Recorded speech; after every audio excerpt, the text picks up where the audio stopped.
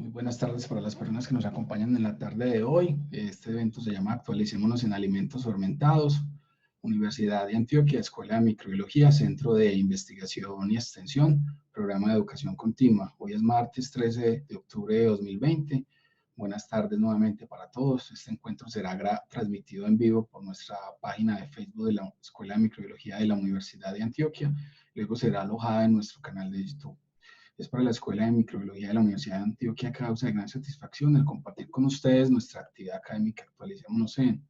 Saludamos de forma especial a los integrantes de la Escuela de Microbiología que nos acompañan el día de hoy. Saludamos también a nuestros conferencistas, los profesores Francia Valencia García y José Vázquez Obando. De igual forma saludamos a profesores, estudiantes, egresados, empleados y amigos de la escuela y demás invitados que nos honran con su compañía en nuestra página en la tarde de hoy.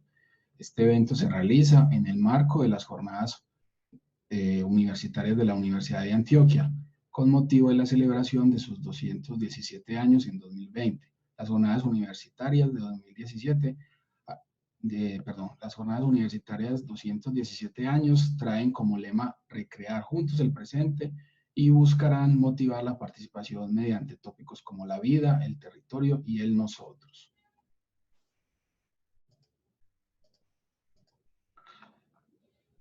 Damos inicio pues a la actividad del día de hoy. Iniciamos con el profesor José Alfredo.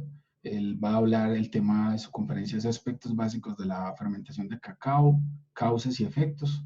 Él es el profesor José Alfredo Vázquez Obando, es ingeniero biotecnológico de la Universidad de Chiapas en México, maestro en Ciencia y Tecnología de Alimentos de la Universidad Autónoma de Yucatán en México también, doctor en Ciencias Biológicas de la Universidad Nacional Autónoma de México y actualmente es profesor titular y coordinador de Innovación y Desarrollo Tecnológico en la Universidad Autónoma de Chiapas, Instituto de Biociencias. Profesor, adelante.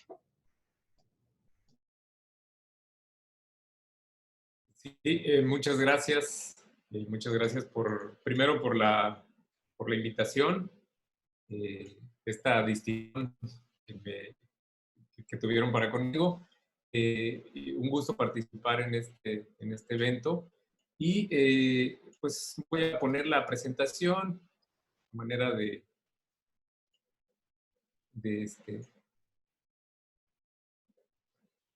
material que traigo para ir platicándoles un poquito en este tema de actualicémonos. Bueno, la presentación la titulé Aspectos básicos de la fermentación de cacao, causas y efectos, por invitación de la doctora Valencia también. Agradezco la invitación para hablar de cacao. Si bien es cierto, tengo algunos trabajos ligeros hechos en fermentación de cacao, tengo un poco de experiencia trabajando con cacao. Y me pareció interesante abordarlo porque me parece un cultivo,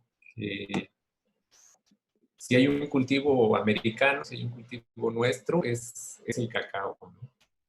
Como ya bien dijo quien me presentó, mi nombre es Alfredo Vázquez Obando, estoy en el Instituto de Biociencias en la Universidad Autónoma de Chiapas, en la ciudad de Tapachula, al sur de México.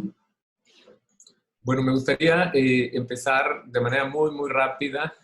Esto no es conocimiento novedoso para nadie, pero me gustaría hablar un poco del modelo biológico. Cacao, Theobroma cacao, su nombre científico, fue nombrado así, clasificado por Linneo en su publicación Species Plantarum, 1753.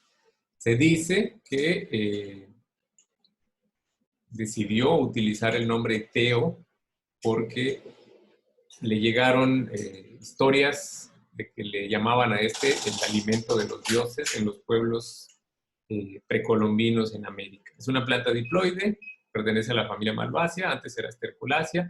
En México, aunque no es un cultivo que esté distribuido en todo el país, más bien en una región muy localizada, en la parte del centro hacia el sur, tiene muchos nombres que derivan básicamente de las lenguas que se hablan en el país.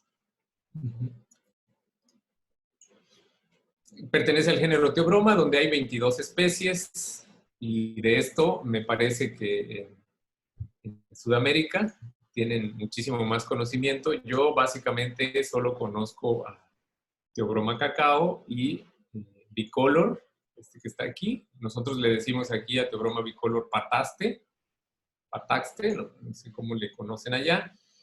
Y alguna vez en un recorrido vimos que algún amigo de un centro de investigación acá nos comentaba que puede ser Angustifolium o Grandiflorum. Es lo que tenemos en México de diversidad hasta donde yo sé. Entiendo que ustedes en Sudamérica tienen una diversidad bastante más alta de especies de este género Theobroma. Bueno, les decía que si hay un cultivo americano es el cacao. Cacao tiene su origen, toda la evidencia científica apunta que su origen es en esta región.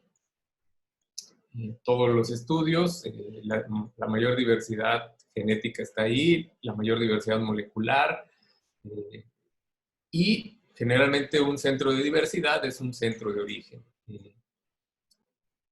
Lo que era un hecho, o es un hecho, yo lo he visto en muchísima literatura, es que se domesticó en Mesoamérica. Y cuando hice esta presentación lo puse en letras que casi no se miran, porque más adelante voy a mostrarles una publicación que dice que en realidad no se domesticó en Mesoamérica, ¿no?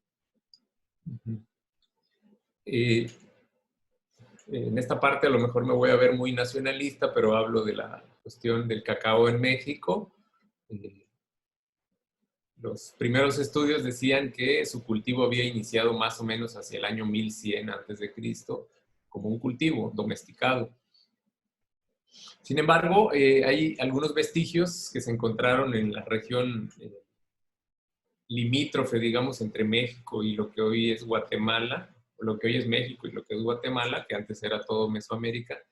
Y hay bastante evidencia por ahí de algunos tiestos, algunas cerámicas, estas que están aquí en la parte inferior, que han dado positivo a teobromina. Entonces, es una evidencia arqueológica, digamos, del uso de cacao en el sur de México. Entonces, se usaba eso como base para pensar que era el centro o es el centro de domesticación. Aquí está un tiesto de cerámica, corresponde más o menos a esta región que se le llama la región Barra. Y este grupo de personas que se conocen con este nombre eran los pobladores en esa época, en esta región, en esta parte. En esta región de México nosotros tenemos algo de diversidad morfológica. Muestro aquí algunas imágenes de los cacaos en la región Soconusco. Es una región que está en la parte más al sur de México, casi en la frontera con Guatemala. Y hemos visto algo de diversidad morfológica. Hicimos unos estudios de diversidad genética y no hay precisamente la misma variabilidad genética. Es decir, esto es como una adaptación fenotípica en este momento. Bueno, sin embargo, hay algunas cosas de tipo social, algunas historias que se cuentan que muestran en realidad que el cacao sí era consumido y sí se utilizaba en América cuando los españoles llegaron hace un poco más de 500 años. Aquí hay algunos textos que se encontraron, particularmente yo los encontré en esta referencia de López Rodríguez. Trae un montón de referencias acerca de escritos que se encontraron en algunos códices o cartas que se mandaban al rey.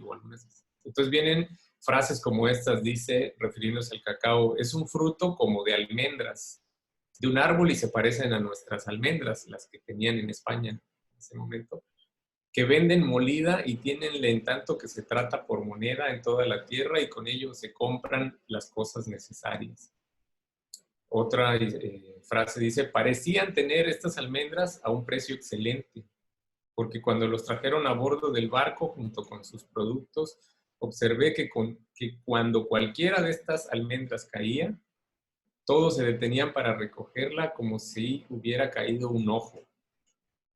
Estas almendras las sacan y las guardan y tienen el mismo precio y estimación que los cristianos y otras gentes tienen el oro y la moneda.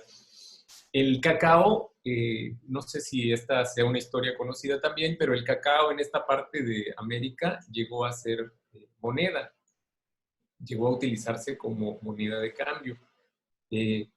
Todas las cosas, en alguna parte previa a la llegada de los españoles, todo se cotizaba en granos de cacao o costales, sacos o cargamentos de cacao. Les voy a mostrar una tablita. Por ahí hay un libro, se me fue el nombre del autor, no recuerdo en este momento el doctor, se me fue, pero él escribió un libro que se llama Cuando el dinero crecía en los árboles, refiriéndose a esta época de cuando el cacao servía como moneda, ¿no? Y crecía en los árboles. Aquí están las equivalencias, por ejemplo, si alguien quería comprar un conejo, costaba 10 cacaos, un esclavo, 100 mazorcas de cacao, 2 zapotes, un cacao, de 65 a 100 cacaos se podía comprar un telar, un cuachtli, según la calidad de la tela, y para conseguir 20 telares, 20 cuachtli, era una carga completa de cacao. Entonces llegó a ser una moneda. Cuando en esta parte de Mesoamérica, cuando el dominio era totalmente de los aztecas, ellos eran quienes establecían estas equivalencias. Se cultivaba en el sur y esa era su moneda. Tenían allí como custodiado, era como, digamos, el banco, lo que sería el banco mesoamericano ahorita, ¿no? Ahí estaba el banco mesoamericano.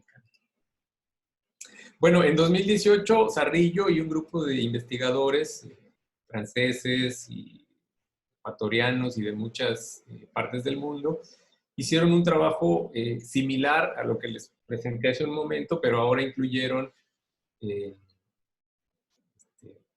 evidencia arqueológica, evidencia del ADN de vegetales y buscaron también gránulos de almidón de cacao.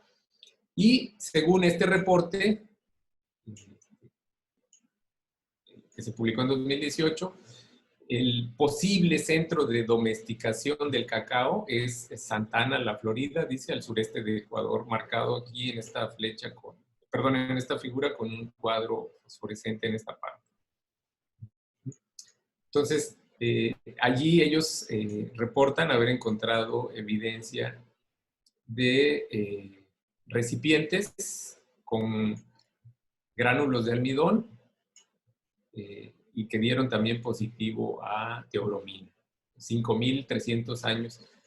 Si es por antigüedad, la fecha que les presenté hace un momento era más o menos 1900 antes de Cristo, son como 4.000 años a partir de la fecha actual, y esto, según están datados, como en 5.300 años antes de la fecha actual. Entonces, respecto de la domesticación, ¿no? Poco tiene que ver con fermentación, solo quería poner un preámbulo. Lo que sí es importante es que el cacao, como hace 500 años y tal vez mucho antes, no sé, no hay evidencia desde cuándo empezó a tener importancia, pero sí la hay cuando llegaron los españoles a Mesoamérica, sigue teniendo la misma importancia el día de hoy y crece, cada año crece más, se utiliza para obtener licor, manteca y la cocoa. Con estos 3 productos se pueden tener una gran industria alimentaria, cosmética, farmacéutica, que son los 3 principales mercados del cacao. El último dato que encontré me parece un poco conservador, pero así lo encontré. Dice que se facturan alrededor de 44.500 millones de dólares por año en productos relacionados con. Hace como 10 años había un reporte por ahí que decía que podrían ser hasta 1.100 millones de dólares anuales. Entonces, por eso les digo que me parece un poco conservadora esta cifra, pero lo que sí es cierto es que el mercado sigue creciendo. No es un mercado que se estanque, que se detenga. Crece el mercado. Creo que la razón tiene que ver con que es un producto que tiene cada vez más uso, cada vez hay más diversidad de productos que se fabrican y hasta cierto punto es un producto que tiene un mercado cautivo. Los chocolates son cosas que cautivan a las personas. Bueno, respecto de la fermentación, es de lo que me pidieron que platicara, de productos fermentados. Bueno, hay unos hechos, a mí me gustaría ponerlos como unos hechos respecto de lo que ya platiqué y de lo que sabemos. Primera es que los granos de cacao son la materia prima para la producción de chocolate. Hasta este momento no hay todavía otra materia prima, si bien es cierto que hay por ahí algunos aceites, algunas mantecas de origen animal o de algunos vegetales que se están evaluando para tratar de simular la manteca del cacao. Todavía eso está en proceso o hay investigación al respecto, pero no es nada, digamos, concreto. Entonces, todavía para producir chocolate, la única materia prima o la principal sería los granos de cacao. Otro hecho, y este podría ser refutable, me gustaría que lo apuntaran por ahí en algún lado para que luego lo pudiéramos refutar, es la fermentación de la pulpa del cacao por microorganismos es fundamental para desarrollar los precursores del sabor a chocolate. Lo pongo como un hecho y lo voy a ir platicando a lo largo de la charla.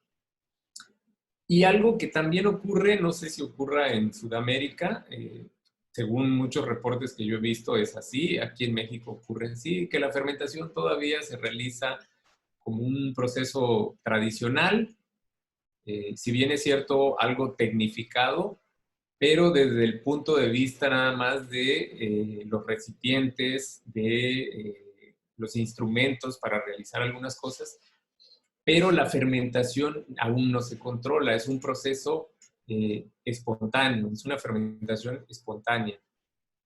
Y la realizan un consorcio de especies autóctonas de levaduras, bacterias acidolácticas y bacterias acidoacéticas, fundamentalmente. No es que no participen otros microorganismos, pero lo hacen, digamos, en una proporción mínima, casi imperceptible. Estos son los grupos principales que participan en la fermentación.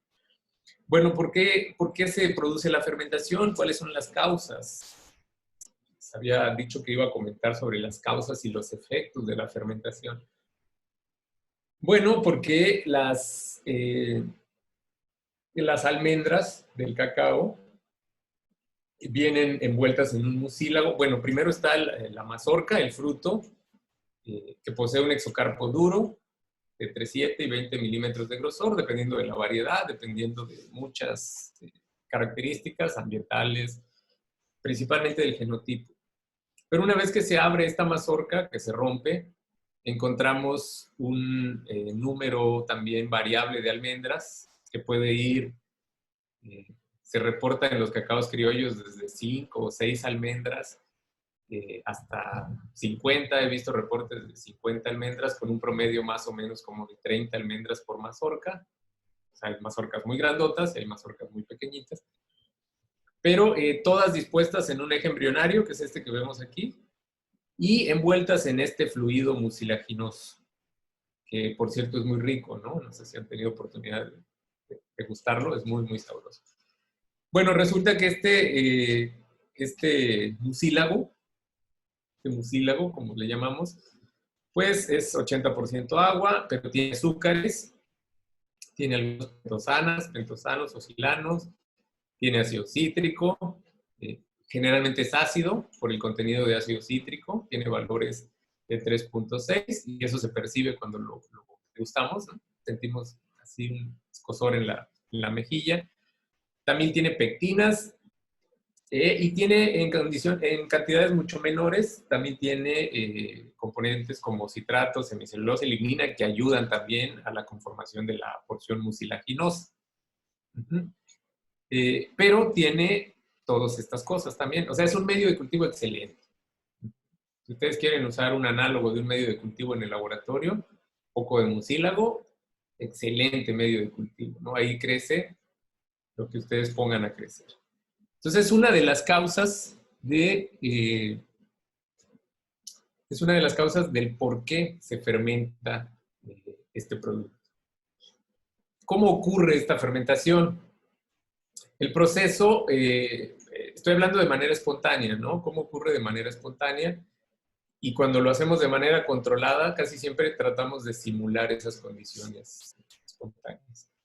En una primera fase, participan de manera más activa, no es que sean los únicos microorganismos, pero participan de manera más activa las levaduras. ¿Cuáles levaduras? Unas láminas más adelante les voy a mostrar algunos ligeros ejemplos de trabajos donde han aislado levaduras, pero la lista es enorme, ¿no? Si bien es cierto que el 80% en algunos casos, hasta el 80% de digamos, de la diversidad de levaduras está dominada por 2 o 3 géneros de levaduras. Ellas son las principales participantes de la primera fase. Bueno, hace un rato comentaba que el medio es ácido, tiene ácido cítrico, un pH como de 3,6, 3,5, a veces un poco más alto dependiendo de la variedad del cacao. Hay mucílagos que les decimos que son dulces, el contenido de ácido cítrico es bastante más bajo y el de azúcares es un poco más alto. Pero tiene las condiciones, ya dijimos, es rico en carbohidratos fermentables. Y cuando se forma una masa de semillas, cuando se apilan las semillas, se forma una masa que tiene un bajo contenido de oxígeno. La interacción entre el mucílago reduce la transferencia de oxígeno hacia el interior de la masa. Eso es un medio ideal para que las levaduras empiecen a transformar los componentes que hay. Lo primero bueno, no es lo primero, dentro de las cosas que hacen es depolimerizar la pectina. Empiezan despolimerizando los compuestos pépticos, azúcares más simples, y empiezan a producir alcohol. Si por algo conocemos a las levaduras es precisamente porque pueden producir alcohol y CO2. Entonces, producen cantidades relativamente altas de alcohol. Vamos a ver luego unas grafiquitas donde están produciendo. Y este alcohol empieza a permear al cotiledón del grano, de la semilla. Empieza a permear junto con el ácido cítrico y algunos otros ácidos menores que se alcanzan a producir en las primeras horas, entran al cotiledón. Eso, aunado a un aumento en la temperatura que empieza a darse por el metabolismo exotérmico, todo esto es exotérmico, se incrementa la temperatura y eso produce la muerte del embrión. Se muere el embrión, es como la primera fase. El embrión muere y empiezan a sufrir una serie de transformaciones químicas dentro del cotiledón. Una fase que le sigue, por llamarle de algún modo segunda fase, porque son en realidad fases como traslapadas. Mientras están actuando las levaduras y se están produciendo algunas sustancias, empiezan a aparecer bacterias acidolácticas, a veces están desde el inicio, en algunos casos, no en todos, y bacterias acidoacéticas. Estos dos grupos bacterianos no aparecen de manera simultánea, primero las acidolácticas y un poco después las acidoacéticas. Se ve favorecido su desarrollo por la presencia de alcohol, de las sustancias que se produjeron en la primera fase, y pues todavía hay algunos azúcares simples que no han sido asimilados, monosacáridos, disacáridos, que pueden ser utilizados por estas bacterias para producir, por un lado, ácido láctico y por el otro, ácido acético, además de manitol. Son los principales productos, no son los únicos, depende también de la naturaleza de las bacterias, no son los únicos que producen, pero son los principales. Entonces, eso lo vemos en las curvas de fermentación, un incremento en el contenido de ácido láctico y de ácido acético. Entonces, estos ácidos siguen permeando el cotiledón y eso hace que se reduzca, perdón aquí por el error, que se reduzca el pH dentro del cotiledón. Si bien es cierto, decía que en la pulpa el pH es bajo, a medida que empieza a ingresar los ácidos, principalmente acético, láctico, un poco de cítrico, menos el cítrico, pero también ingresa láctico un poquito. Generalmente es acético el que entra y baja el pH del cotiledón. Esto, más las otras reacciones que ya comentamos, es como un activador, un switch, que prende enzimas endógenas de los cotiledones y se activan, por ejemplo, invertasas, glucosidasas, proteasas, polifenoloxidasas. Todas estas enzimas implicadas en los cambios, estos que les llamamos los cambios deseables durante la fermentación. Aquí les muestro, todas las gráficas son lo mismo, no me gustaría que se distrajeran tratando de buscar cosas. Quise poner de varios trabajos. Pongo el del lado izquierdo, me parece la mejor adaptación de todo lo que se ha hecho, con ligeras variantes. Aquí en la parte de arriba estamos viendo, por ejemplo, cómo se da la sucesión de microorganismos durante la fermentación. Decíamos que durante la primera fase, le llamé así, la primera fase, la línea roja muestra un aumento en el número, en las cuentas, puede ser logaritmo de base 10, en las cuentas de levaduras. Entonces, aquí es donde se da la fase de mayor producción de alcohol, donde empieza a incrementarse la temperatura. Y, aunque les decía, esto no siempre es cierto, es decir, las bacterias acidolácticas podrían no estar al inicio, pero empiezan también a incrementar su número durante las primeras horas o días de la fermentación. ¿Cuál es la diferencia? Que las levaduras tienden a disminuir siempre su actividad. Y eso es porque el medio cambia, se vuelve un poco más agresivo para ellas a medida que se está produciendo ácido láctico y ácido acético, y la temperatura se sostiene más tiempo. Aquí hay una temperatura sostenida de más o menos 45 grados, al menos durante 2 o 3 días, dependiendo del genotipo de cacao. Entonces las levaduras tienden a desaparecer. ¿Qué pasa con las sustancias? Decíamos, producción de etanol, rojo aquí abajo, producción de etanol. Obviamente disminución de azúcares asimilables, monosacáridos y disacáridos, y ligera disminución de ácido cítrico, decíamos, a veces por permeación hacia el cotiledón.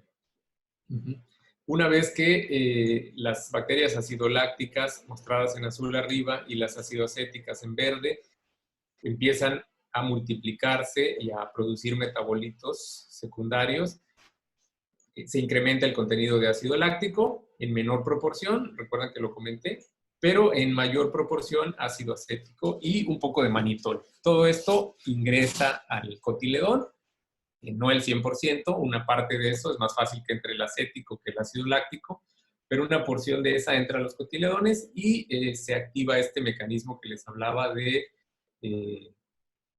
actividades proteolíticas, polifenoloxidasas. Es una serie de enzimas que van a inducir o que van a tener un efecto sobre la calidad de los productos. Me voy un poquito más rápido.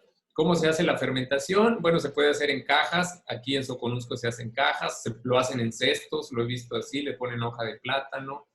En la parte donde nosotros estamos en Soconusco no, pero hacia Tabasco, un poco más hacia el norte de donde estamos nosotros, tienen estos fermentadores.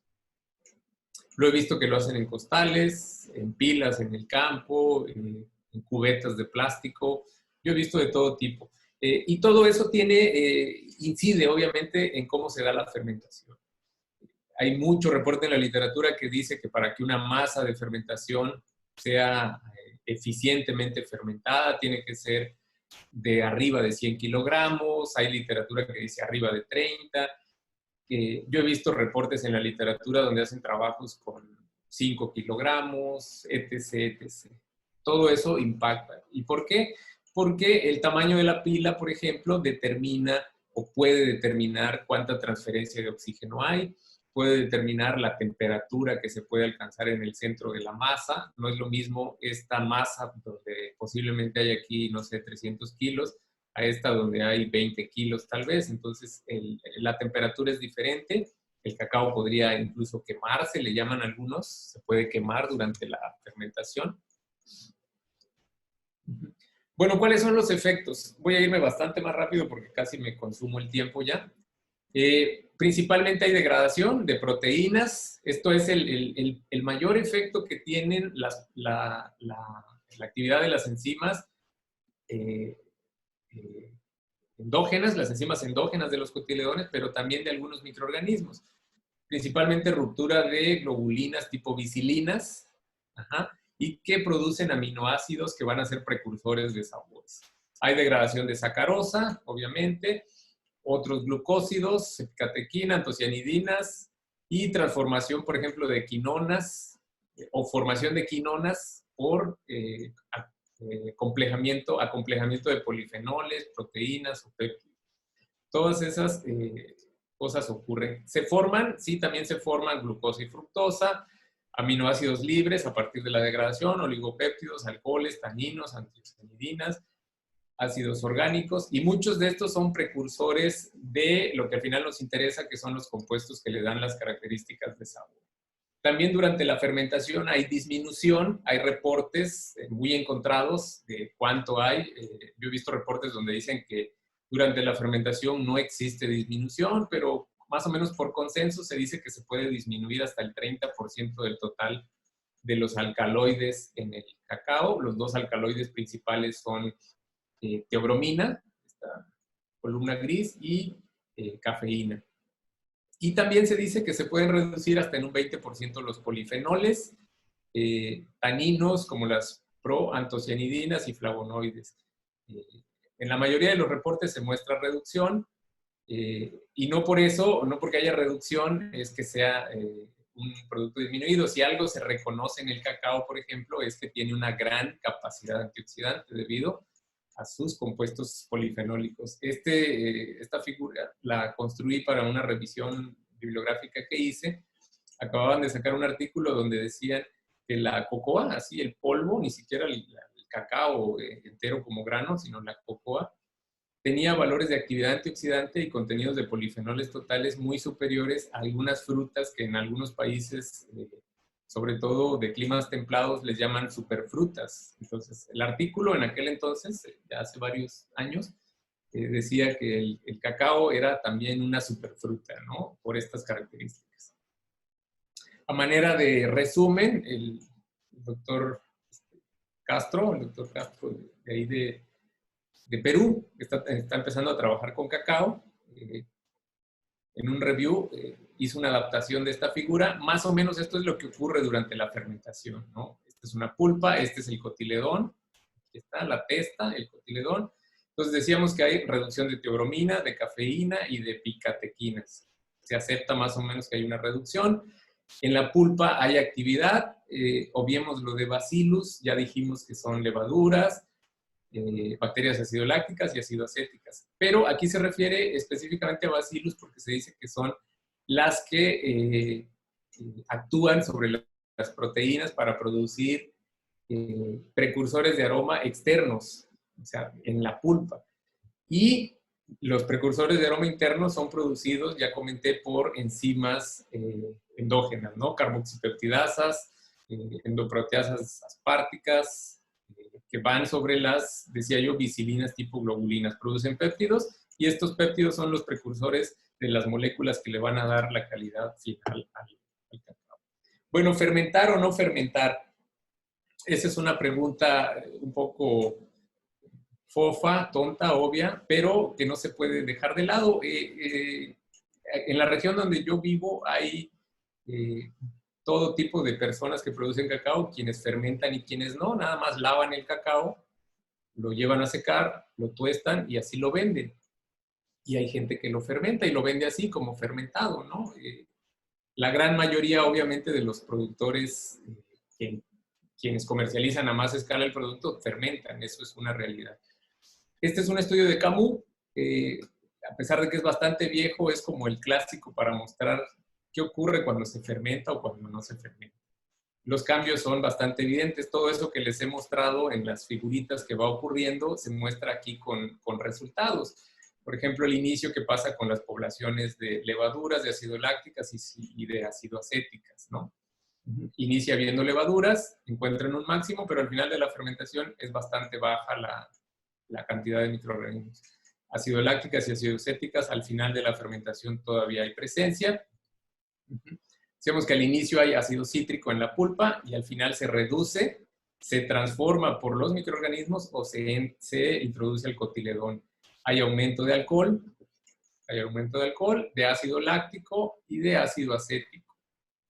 Ya lo comentábamos hace un momento, en la pulpa. Y sin embargo, en las almendras no hay tanto ácido láctico, pero hay mucho ácido acético al final.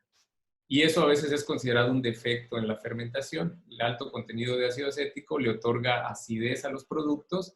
Aquí en esta figura muestro dos tratamientos que probaron los autores y a los que se les califica con gustos un poco ácidos astringentes, ¿no? Una diferencia ahí. Más ejemplos de por qué fermentar. Estos son los cambios que ocurren. Cuando no fermentamos, no tenemos alcoholes. Aquí necesitamos producción de alcoholes. Y lo más grave sería que cuando no se fermenta, no se activen las enzimas endógenas. Ese es el riesgo, que no se activen las enzimas endógenas y no se produzcan los metabolitos precursores de los volátiles. Y podrían no haber esos volátiles al final. Entonces, un cacao fermentado podría no percibirse ningún aroma agradable, digamos. Esta figura, este cuadro es muy probable que no lo alcancen a ver. Quise sumarizarlo aquí, no puse la referencia, perdón, este es de Rotiers 2019. Porque aquí trae del lado derecho los aromas característicos que tienen cada una de esas sustancias. Y cada una de estas sustancias provienen generalmente de estos precursores que acabamos de mencionar. Se dice, por ejemplo, que los aminoácidos hidrofóbicos, que en la fermentación aumentan considerablemente, son estos que están aquí, en esta figurita. Esta es la concentración de aminoácidos libres hidrofóbicos. Son muy importantes para la producción de sustancias que dan aroma. Aroma de todo tipo, frutal, floral, miel, piña y en algunos casos la presencia también, por qué no decirlo, de sustancias no deseables. Les decía que el ácido acético hasta cierto punto aparece como una sustancia no deseable cuando la acidez es muy alta. Un cacao muy ácido no es muy atractivo. Bueno, la fermentación espontánea tiene algunas desventajas, aunque se ha hecho así por miles de años, supongo, desde que se cultiva y desde que tenemos registro por 500 años para acá se ha hecho así.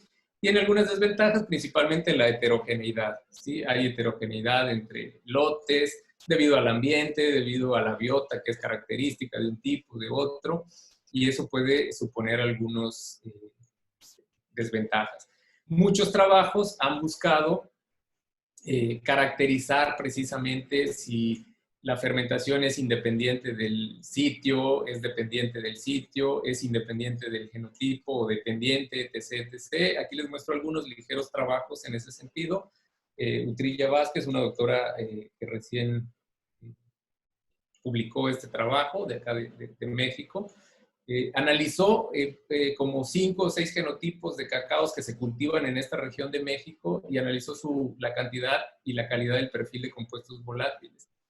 Dice que esta cantidad y calidad no depende mucho de la variedad de cacao, al menos los genotipos que ella analizó, sino más bien del proceso. Si el proceso se hace de manera igual, siempre, si se manejan siempre las mismas condiciones de fermentación, secado, tostado, etc., se puede llegar a tener un perfil muy similar. yo pienso que estas conclusiones son parciales porque depende del genotipo, ¿no? Aquí no hay evidencia de genéticamente cómo son las variedades que ella analizó, si son variedades o son solo genotipos, morfotipos, podrían ser una misma variedad, y entonces habría que revisar con cuidado eso. Sobre el papel de los microorganismos, ha habido mucha controversia últimamente sobre que las bacterias acidolácticas y las bacterias acidocéticas en realidad no son tan necesarias para la fermentación. Y si bien es cierto que hay bastante evidencia científica, pido 5 minutitos para terminar. Sé que ya me consumí el tiempo, 5 minutitos.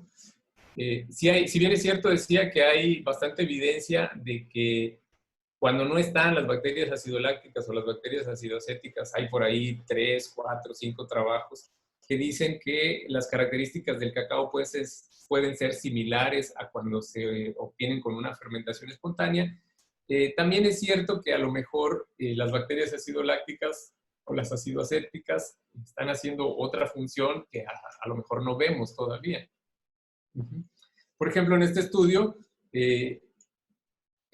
analizaron la capacidad de producir la enzima citrato liasa en una fermentación de cacao y encontraron un grupo de bacterias acidolácticas muy interesantes que además eran principalmente Lactobacillus plantarum en azul. Eso es algo que no comenté, pero Lactobacillus plantarum, Lactobacillus casei, Lactobacillus plantarum, Lactobacillus fermentum y luego otros lactobacillus son las principales acidolácticas que aparecen en las fermentaciones de cacao. En este estudio analizaron el rol de las levaduras, de muchas levaduras, Cándida, Clubberomyces, Pichia, Saccharomyces, por supuesto, y de otros procesos de los que ya no pudimos platicar aquí, podría ser en otra charla, que son igualmente importantes, el secado y el tostado para la producción de los chocolates. Ellos encontraron, por ejemplo, que cierto grupo de compuestos, por ejemplo, los terpenoides, son principalmente producidos por este grupo de levaduras. El heptanol, por ejemplo, es casi siempre exclusivamente producido por Saccharomyces cerevisiae. Algunos otros trabajos del grupo de la doctora Schwan, de ahí de Brasil. Lo que hicieron fue tratar de hacer un cultivo iniciador y ver cómo es la comunidad microbiana de las fermentaciones cuando se adicionan una levadura y una bacteria acidoláctica.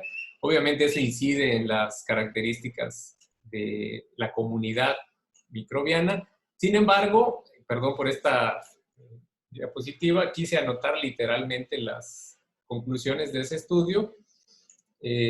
Observaron una sucesión microbiana como normal, que ocurre en una fermentación normal, y sin embargo ellos sugieren que el uso de los iniciadores modifica la calidad del chocolate, pero no sustancialmente, es decir, no se parece mucho a cuando a pesar de que hay diferentes tipos de microorganismos, la calidad sensorial de los cacaos o de los chocolates, perdón, producidos, es muy similar a cuando se hace como una fermentación tradicional. Creo que con esta diapositiva termino. Este es el grupo de investigadores que han sugerido que las levaduras son como los principales actores y han demostrado en varios trabajos que cuando se usan levaduras se obtienen resultados muy similares, lo muestran aquí, por ejemplo, a una fermentación. Hay algunas preguntas que se le podrían hacer así directamente a los autores. Por ejemplo, si identificaron algunas levaduras que produzcan ácido láctico, porque en un tratamiento donde solo tienen levaduras, tienen ácido láctico, o es producto de la contaminación. A veces mantener estéril una fermentación de cacao no son, aquí en México decimos, no son enchiladas, ¿no? O sea, no es así facilito. Es muy, muy complicado porque son procesos muy grandotes. Si lo haces en laboratorio, a lo mejor no estás replicando lo que ocurre en la realidad y es muy, muy difícil mantener estériles algunas características. Finalmente, perdón, voy a meter un gol. Si alguien quiere venir al Instituto de Biociencias, son bienvenidos. Estamos en una ciudad aquí al sureste, al sur, en la frontera con Guatemala, que se llama Tapachula. El estado es Chiapas. Y este es el Instituto de Biociencias. Está en nuestra página, biociencias.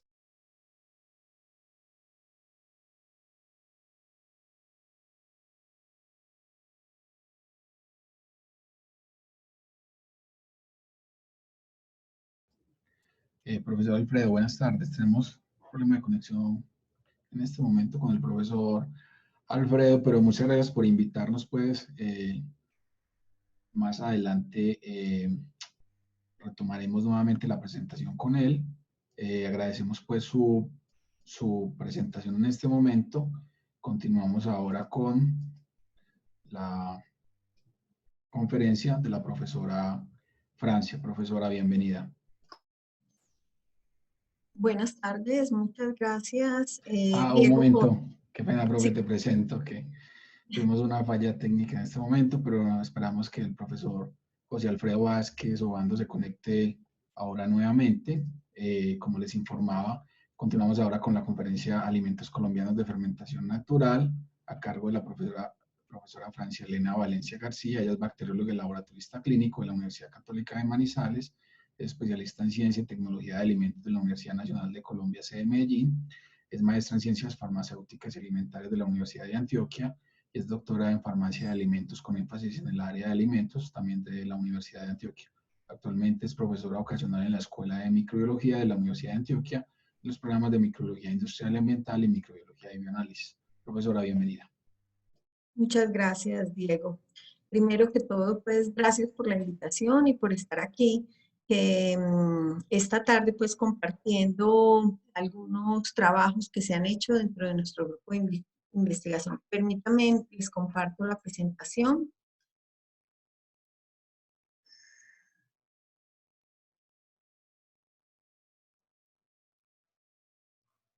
Por favor, me indican si la están viendo. Sí, profe, ¿la pones por favor en modo presentación? ¿Sí? ¿Está Perfecto, bien? ahí está muy bien, gracias. Muchísimas gracias también al doctor Alfredo por su intervención, muy interesante, la fermentación del cacao. Bueno, esta tarde voy a hablarles de alimentos colombianos de fermentación natural. Pues el objetivo, más o menos el contenido que vamos a trabajar es una introducción en el contexto general del por qué estos alimentos fermentados. Vamos a hablar un poco generalidades de lo que es la fermentación y los alimentos fermentados, los efectos nutricionales, tecnológicos, de conservación y de salud. Ya van a ver que nos vamos a relacionar mucho con lo que acabo de compartirles el doctor Jorge. Posteriormente vamos a hablar de algunos alimentos fermentados de Colombia, específicamente de lo que es el masato y el champús, y vamos a ver las conclusiones. Entonces, como objetivos de esta charla del día de hoy, vamos a, vamos a mencionar características generales de ese proceso de elaboración y los beneficios o riesgos que los alimentos fermentados aportan a esta salud del consumidor.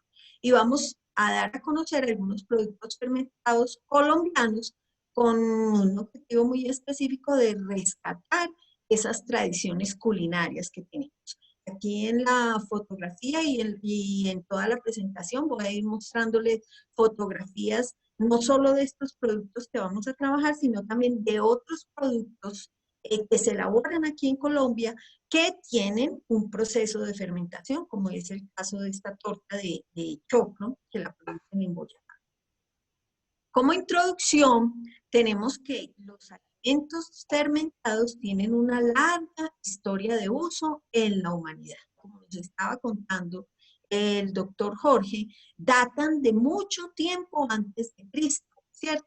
Y actualmente muchos de estos alimentos fermentados hacen parte de la gastronomía mundial, ¿cierto?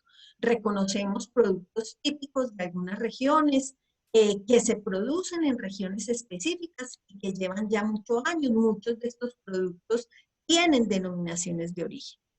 Ahora bien, la fermentación inició como un método de conservación, tratando de prolongar la vida útil de muchas materias primas o muchos alimentos que se encontraban en esas épocas, ¿cierto?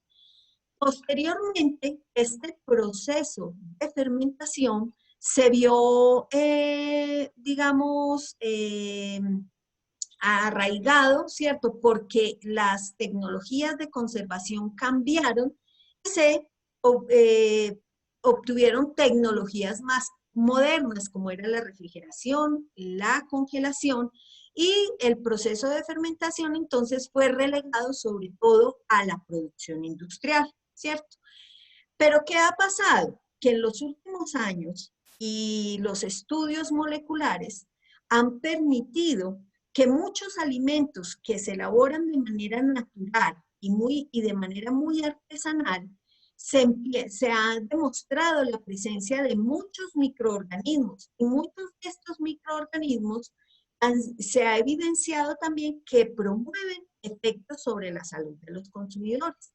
Entonces, esto y los cambios en la tendencia del consumo de alimentos más naturales ha conllevado a que los alimentos de fermentación natural empiecen a tener una posición importante en la alimentación actual. Fuera de eso, estos alimentos son de bajo costo, de fácil preparación, y fuera de eso tienen una vida útil un poco más larga, ¿cierto? En Colombia, la mayoría de productos fermentados que se consumen son los industrializados, es decir, los quesos, algunos tipos de quesos, los yogures, las bebidas fermentadas. Los productos de elaboración artesanal, como los que vamos a ver hoy, sobre todo se dejan para regiones específicas, en aquellas regiones donde hay mucho turismo, entonces la gente como novedad va y prueba estos productos que son elaborados por diferentes artesanos en esas regiones. Se me olvidó comentarles que este proyecto que nosotros hemos venido desarrollando se ha hecho en el marco del proyecto de investigación Alimentos Vegetales con Funcionalidad Probiótica para Poblaciones Infantiles Desnutridas. Este fue un proyecto que fue aprobado por el CITED en el año 2016 y es financiado por MinCiencias en Colombia. En este proyecto es un consorcio científico donde participan diferentes países y en nuestro país nos direccionamos específicamente a caracterizar algunos productos y aislar algunos microorganismos de interés. Con relación a la fermentación, como ya nos estaba contando el profesor Jorge, la fermentación consiste en un proceso de transformación bioquímica que se da debido a la presencia ya sea de microorganismos o de las enzimas que ellos producen al actuar sobre esos sustratos específicos. Sustratos como azúcares o polímeros o proteínas también que están presentes dentro de esas matrices alimentarias. Aproximadamente la tercera parte de los alimentos que se consumen en el mundo son productos que son fermentados. Esto es un dato importante porque muchas veces consumimos alimentos y no sabemos que esos alimentos son un proceso de fermentación que probablemente no sea muy conocido. Generalmente las fermentaciones pueden darse de dos tipos.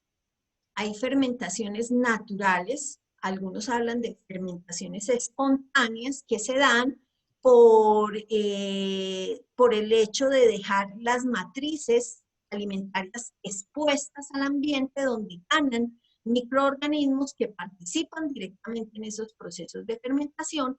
Y también encontramos las fermentaciones dirigidas, ¿cierto? Donde se adicionan cultivos específicos con los que se quiere producir unas características diferenciadoras o específicas en los productos donde se elabora, ¿cierto? Es lo que ha dado origen a una gran variedad de productos que se conocen hoy en día en los mercados. Generalmente, independiente de una o la otra, existen microorganismos que son dominantes durante esas fermentaciones. Organismos dominantes obviamente se dan porque ellos resisten muchas de las condiciones adversas que se van estableciendo dentro de esa matriz alimentaria. Incluso compiten por el gran número de estos que van dominando con otros microorganismos que están establecidos allí. Obviamente, todos estos procesos de fermentación se afectan por diferentes factores, entre ellos la localización geográfica, ¿cierto? Las condiciones climáticas que se establecen en las diferentes regiones, los sistemas de abastecimiento básico, es decir, no es lo mismo un producto que se produzca en el campo a un producto que se produzca en la ciudad. Todo eso hace que cambie el microambiente y de esta manera los microorganismos que se establecen en los productos, la adecuación de los espacios. Recuerden que estamos hablando de productos de elaboración artesanal. Hay muchos productores artesanales que producen estos alimentos, digamos, para consumo interno, entonces muchas veces no se preocupan, digamos, por organizar o adecuar, digamos, los establecimientos para producir estos productos. Pero existen otros productores artesanales que comercializan estos productos y a veces algunos de ellos mejoran o adecúan sus establecimientos para poderlos elaborar. Los recipientes usados y la herencia de las prácticas culturales. Por eso es que en diferentes regiones, si bien elaboran el mismo producto, el proceso de elaboración muchas veces cambia. Recordemos que el término de fermentación viene acuñado desde Louis Pasteur, ¿cierto? Donde él, al hacer las observaciones de las levaduras en el proceso del vino, él veía que esos productos servían, ¿cierto? Entonces, él lo llamó ferveo, es del latín ferveo, hervir o quemar, ser turbulento o estar activo, al referirse a esas levaduras que estaban involucradas en ese proceso.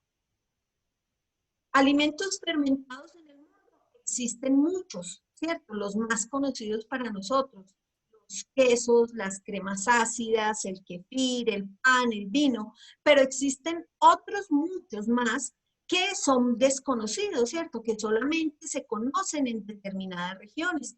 Entre ellos tenemos la kombucha, que ha aumentado mucho su conocimiento en muchísimos países, el kimchi, el miso, ¿cierto? El tempeh, que son productos que se preparan a partir de materias primas diferentes a la leche, ¿cierto? El café, típico en nosotros, es un producto que se produce a través de una fermentación, así como el cacao que nos acabó de contar el doctor Jorge. Con relación a los alimentos, las características que ellos tienen desde el punto de vista nutricional es que aumenta la disponibilidad de nutrientes para nosotros, mejora esa biodisponibilidad. Inicialmente se mejora porque esas materias primas para esos procesos de fermentación requieren una cantidad de pretratamientos, ¿cierto? Como es la extracción o la trituración o el corte o la separación o la cocción, y todos estos tratamientos llevan a la disminución del tamaño de partículas, ¿cierto? Disminución del tamaño de partícula que hace más expuesto los compuestos asequibles para esos microorganismos y favorecen más esos procesos de hidrólisis que se dan durante la fermentación, ¿cierto? Obviamente también cuando se hacen esos pretratamientos, es probable que se alcance una desnaturalización de las proteínas. Y esta desnaturalización de proteínas hace que estas proteínas sean más dispuestas también para esos microorganismos que llegan a estos sustratos. Otra cosa importante es mencionar que el tiempo de fermentación varía y depende de muchos factores, entre ellos de la complejidad de la matriz alimentaria, ¿cierto? Y dependiendo de esa complejidad, un proceso de fermentación puede durar horas o puede durar meses. Ejemplos de estos, vemos la fermentación del yogur, que puede tomar un proceso entre 4 y 24 horas, mientras que en productos artesanales, por ejemplo, la fermentación de la yuca para obtener el almidón agrio puede durar entre meses, entre 5 y 9 meses, dependiendo de las condiciones que se establezcan donde se está haciendo el proceso. En general, el proceso de transformación de alimentos por fermentación, como ya lo explicaba el doctor, existen unos aspectos involucrados que requieren o que son de extrema importancia para que ese proceso de fermentación se lleve de una forma adecuada. Entre ellos tenemos los microorganismos, el ambiente, las enzimas que participan y también algunas sustancias químicas que pueden estar presentes, ya sea de manera voluntaria o involuntaria. Entre los microorganismos involucrados en el proceso, vemos que ellos pueden llegar a los alimentos de una manera natural, ¿cierto? A partir del ambiente, a partir del manipulador, a partir de los utensilios que se utilicen, o de la misma materia prima involucrada en el proceso. Pueden llegar también por un proceso de backsloping, que es un proceso simplemente donde se utiliza un inóculo, un cultivo madre que se obtiene de un lote previo, ¿cierto? Y se adiciona al proceso. O, como mencionaba ahorita, puede ser adicionando un cultivo starter. Un cultivo starter ya vimos que es un cultivo seleccionado, que se conoce que definitivamente se conoce que va a crecer en ese producto y fuera de eso se conoce también cuáles son los efectos que ese microorganismo o ese pool de microorganismos va a producir en esa matriz alimentaria. El ambiente, si es aeróbico o anaeróbico, definitivamente es probable que en un proceso de fermentación se vean involucrados los dos tipos de ambiente, el aeróbico como el anaeróbico, como lo vamos a explicar más adelante. En cuanto a las enzimas que participan, ya vimos que son importantes las enzimas que producen los grupos microbianos que en estos procesos de fermentación participan. Pero como lo vimos ahora en el cacao, existen enzimas que provienen de esa materia prima y que también son muy importantes en la degradación de esos compuestos o de las células animales, digamos, hablando en los procesos de fermentación de carne. Ahí existen algunas enzimas que pueden también ayudar en ese proceso de fermentación.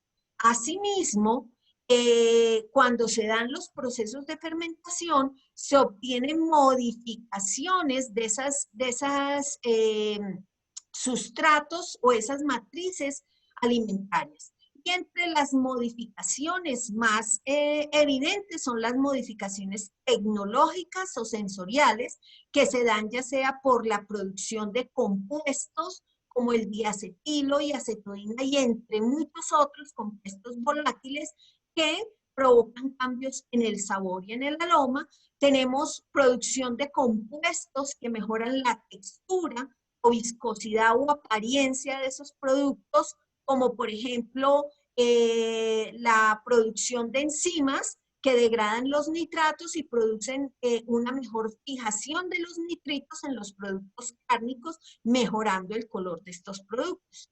Tenemos también que con estos procesos de fermentación, ya dijimos, se produce una mayor estibilidad de algunos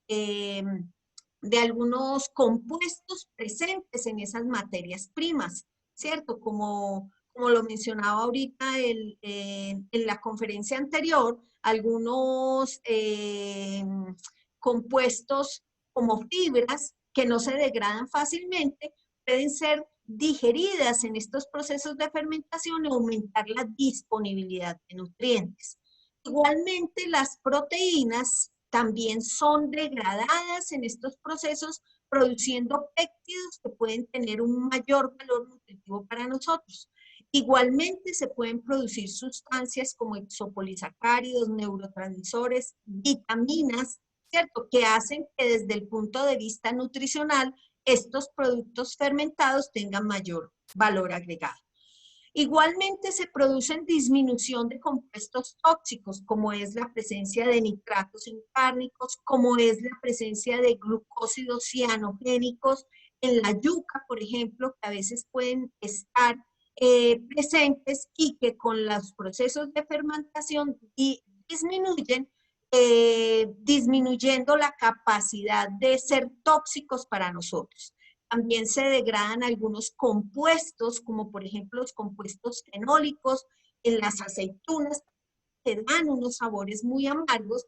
El hecho que ellos puedan desaparecer con estos procesos de fermentación van a mejorar las características sensoriales de estos. Y también pueden hacer que se desaparezcan compuestos alergenos.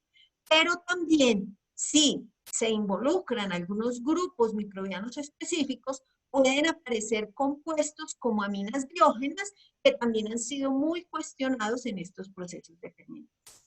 Y otra característica importante de estos alimentos que son sometidos a fermentación es que preservan, o sea, aumentan la vida útil de estos productos. ¿Por qué? Por la producción, entre otros, de ácidos y otros compuestos, como vamos a mencionar.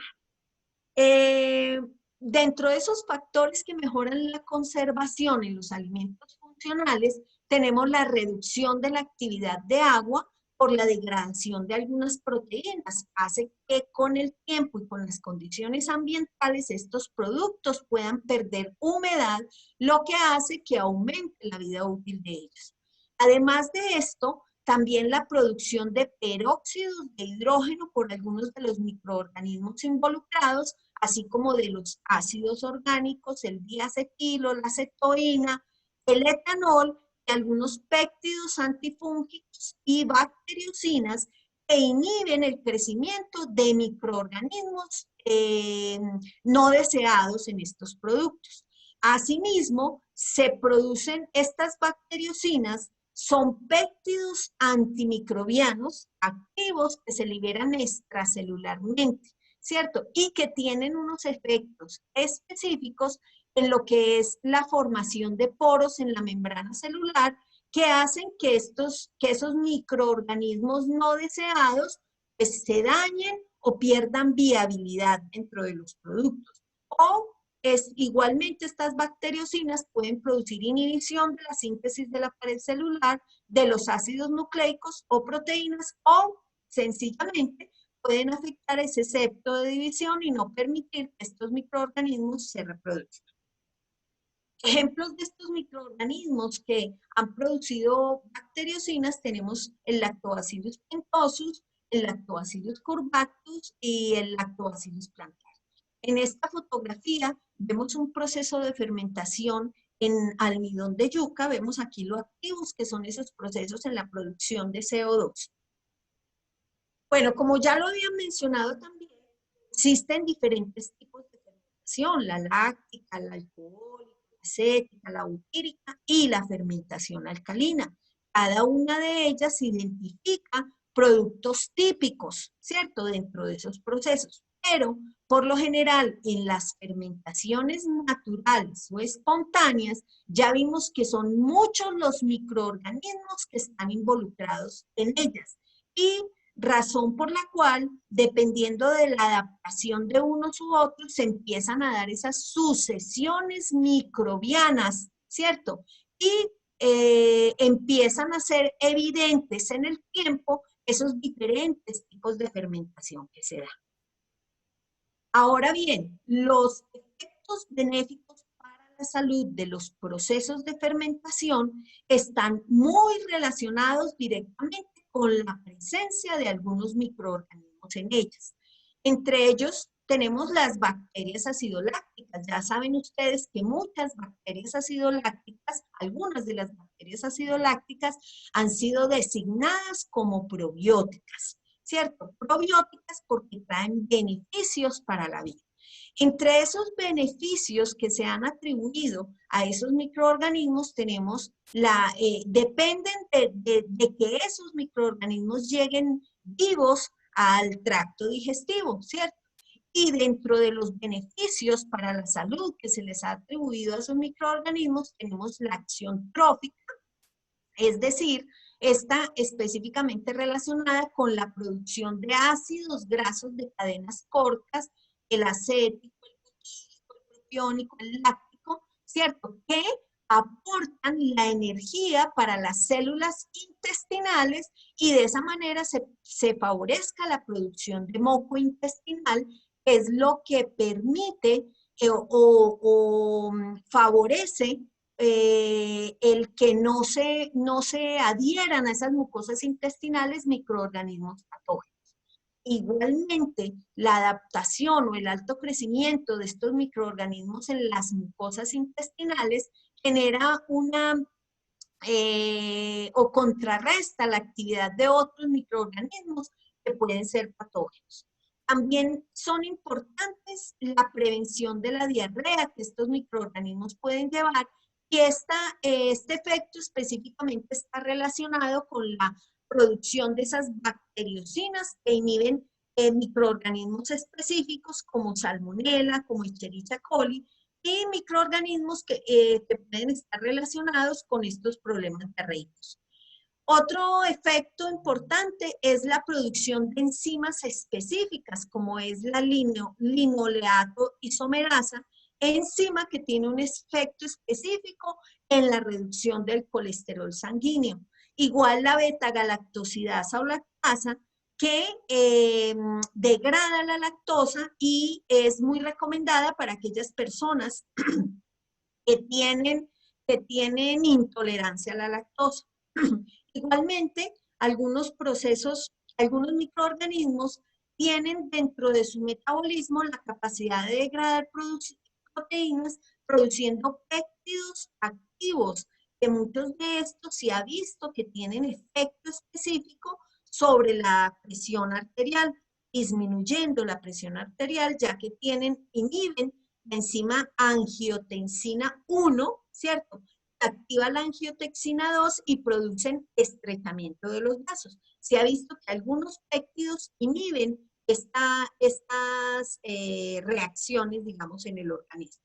Igualmente, algunos microorganismos tienen la capacidad de producir exopolisacáridos, a los cuales, además de aportar efectos tecnológicos en los alimentos, también se ha visto que tienen efectos sobre la presión arterial y sobre la respuesta inmunológica.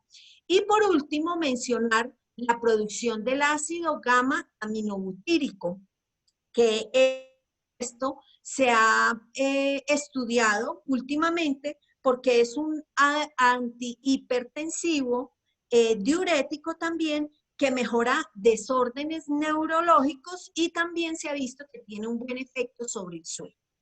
Entonces, todas estas sustancias ha llevado a que hoy en día utilicemos un término que es el de probioactivos, porque como ya se han relacionado compuestos específicos producidos por esos microorganismos que tienen efectos sobre órganos blancos específicos, a esas sustancias las estamos conociendo con el nombre de probioactivos. ¿Listo?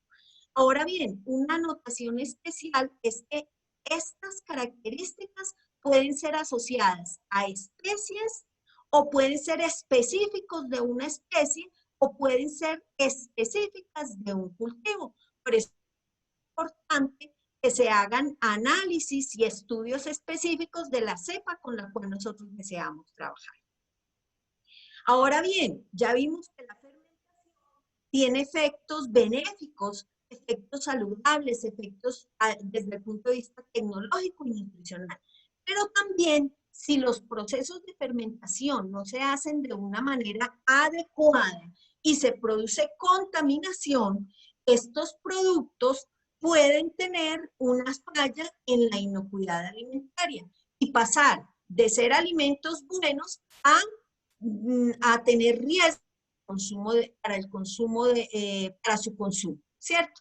Entre los procesos adecuados o los malos hábitos que se pueden tener durante el proceso de elaboración de estos alimentos es el uso de materias primas contaminadas, el uso o la adaptación de espacios con malos hábitos higiénicos, el uso o el no lavar bien las materias primas antes de su uso, el uso de agua contaminada, equipos deficientes, ¿cierto? O muy viejos, oxidados.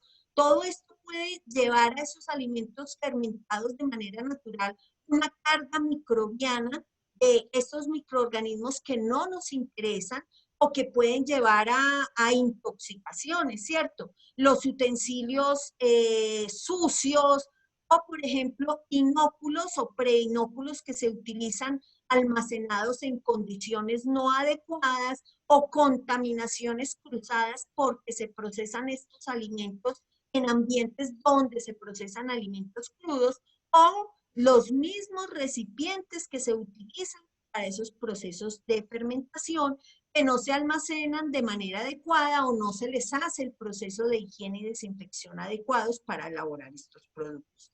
Entonces podemos ver que en muchos de esos alimentos pueden aparecer microorganismos indeseables que pueden estar por encima de los valores permitidos, como es la presencia de Escherichia coli, como es la presencia de Staphylococcus aureus, que pueden generar problemas de inocuidad alimentaria, producir, o sea, infecciones o intoxicaciones al consumir este tipo de alimentos que de cierta manera son considerados seguros por los efectos que estos promueven o transmiten en los alimentos. Dentro de los alimentos fermentados colombianos existen muchos, aquí menciono solo algunos de ellos, como son los bollos de yuca, el almidón agrio, el champús, las masas de maíz añejo, el morocho, el aloja, de diferentes regiones, ¿cierto? El suero costeño, el queso paipa, la forcha. Una característica importante que tienen estos alimentos fermentados es que han sido promovidos por culturas precolombinas, ¿cierto? Que desarrollaron estos procesos para transformar esas materias primas que tenían y elaboraban estos alimentos típicos de esas regiones. Estos productos, por lo general, son producidos en su gran mayoría, vamos a ver, a partir de cereales como el maíz, de tubérculos como la yuca y algunos de ellos de la caña de azúcar y muy pocos, como vemos, el suero costeño a partir del producto lácteo. Generalmente estos productos artesanales se producen de manera muy doméstica, ¿cierto? Muy pequeña escala. Generalmente son de producción local y de ventas al detalle, ¿cierto? Cuando también lo producen, la mayoría de familias que los producen son para consumo interno. Entonces, estos productos pues se conservan y se consumen como alimentos tradicionales de regiones específicas. Un valor agregado que vale la pena resaltar a estos productos, a la gran mayoría de estos productos, es que muchos de ellos no son matrices lácteas. Y ustedes saben que hoy en día a los productos lácteos pues se les han atribuido muchas efectos no benéficos. Y por eso es que se ha vuelto los ojos a las fermentaciones a partir de productos cereales. Dentro de nuestro trabajo nos enfocamos a seleccionar algunos productos de fermentación natural en los cuales, de diferentes regiones de Colombia, a las que les tomamos muestras y posteriormente hicimos la caracterización físico-química de ellas, aislamos microorganismos en diferentes tiempos de producción y se les va a realizar la metagenómica para identificar los diferentes grupos que allí predominan en estos procesos. Nosotros básicamente tomamos muestras o trabajamos con 3 productos, que fue el almidón agrio, el champús y el masato de arroz en este proyecto específicamente. Dentro de esos se tomaron productos de diferentes regiones de Colombia. En Nariño trabajamos con el champús, en la región de Boyacá trabajamos con el masato de arroz y en el Cauca se tomaron las muestras de almidón agrio. En total tomamos 92 muestras de diferentes productores y de diferentes lotes de los productores. Y hoy les quiero hablar de algunas características que se evaluaron a estos productos y darles a conocer 2 de estos productos para que ustedes vean que probablemente el elaborar estos productos y el consumirlos, sí posiblemente lleve a tener efectos benéficos para nuestra salud. Entonces, con respecto al masato, les voy a contar que es un producto fermentado que se elabora a partir de arroz, de maíz, de avena e incluso de arracacha lo pueden elaborar. Es un país que no es autóctono de Colombia, sino que este producto también se produce en muchos países latinoamericanos, ¿cierto? Es un producto que se elabora pues a partir de nuestros indígenas, ¿cierto? Que han transmitido su proceso de elaboración de generación en generación. Este producto tiene un proceso de fermentación que más o menos va entre 3 a 5 días, dependiendo de las condiciones ambientales que se esté teniendo. En la región de Boyacá, donde tomamos las muestras, pues las temperaturas pueden variar más o menos entre los 8 grados centígrados hasta los 25 grados centígrados. Entonces, en aquellos días donde las temperaturas están muy altas, muy probablemente el proceso de fermentación de este producto tome menos tiempo, pero cuando las temperaturas están muy bajas, los productores se tienen que ver abocados a aumentar la temperatura, ya sea envolviendo sus recipientes en papel en algo que aísle, ¿cierto? Y que pueda darle una mayor temperatura al producto para que él pueda estar en el menor tiempo posible y de esa manera no se dañe ese proceso de fermentación.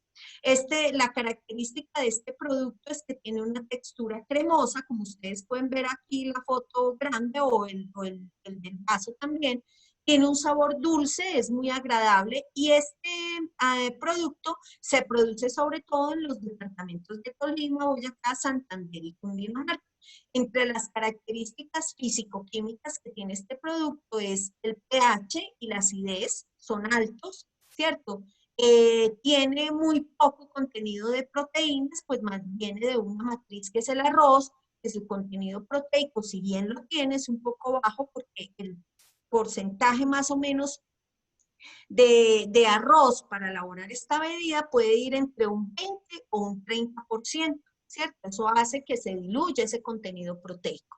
Entre los azúcares que están presentes, tenemos la maltosa, la glucosa, la fructosa y algunos de ellos pueden tener un ligero contenido de alcohol, que ya vimos depende de los microorganismos que estén involucrados en el proceso. Dentro de estos resultados vemos que se producen, al final se obtienen los ácidos característicos de cada proceso de fermentación. Están presentes el ácido acético, el propiónico, el láctico y el etanol. Y que esa producción depende de los productores y asimismo hay también variaciones dentro de los mismos lotes que producen estos productores. Esas variaciones probablemente están asociadas con la falta de estandarización de sus procesos y la falta de controles ambientales que se hacen también durante su proceso. Asimismo, vemos que el contenido de azúcares presentes dentro de esos procesos de elaboración probablemente se deban a la diferencia entre los grupos de microorganismos que están presentes dentro de esos mismos procesos de fermentación. Es probable que haya en algunos productores microorganismos que tengan mayor capacidad para degradar esas sustancias complejas, como lo vemos aquí en este productor, donde al final predominan mayor contenido de glucosa y fructosa que en los otros, ¿cierto? En cuanto al proceso de elaboración del masato, es interesante contarles que también cambia dentro de los mismos productores. Ya dijimos que estos procesos son heredados de generación en generación, pero en general coinciden en algunas cosas, ¿cierto? Como es la materia prima varía, ya dijimos, puede ser arroz, puede ser maíz, pero en general la materia prima es cocida antes del proceso de elaboración del masato, tiene un proceso de cocción. Antes de hacer el proceso de cocción, a esta materia prima se le pueden adicionar otras materias primas como es el clavo y la canela, y algunos productores utilizan cáscara de piña, lo que probablemente puede aportar algunas levaduras que se encuentran dentro de este proceso.